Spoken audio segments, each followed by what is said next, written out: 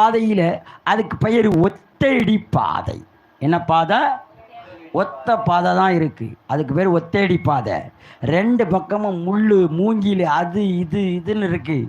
ஆனால் இந்த பாதையில் தான் இவங்க ரெண்டு பேரும் போக போக போக போக போக போக போக இந்த முள் இந்த மூங்கில் எல்லாம் மழுங்கி மழுங்கி மழுங்கி மழுங்கி ஒடிஞ்சி கீழே விழ ஆரம்பிக்கு. அல்லேலூயா.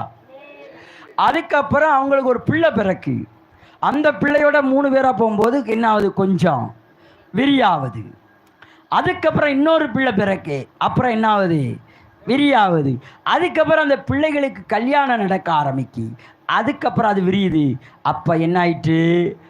ஆமேன். 2 3 அப்புறம் 4 4 அப்புறம் என்ன ஆயிட்டு? 6 அப்புறம் 8 மாறிட்டு. அல்லேலூயா. 8 பேர் ஒரு பாதையில் போனால் எப்படி இருக்கும்? வெறிஞ்சிரும். அல்லேலூயா.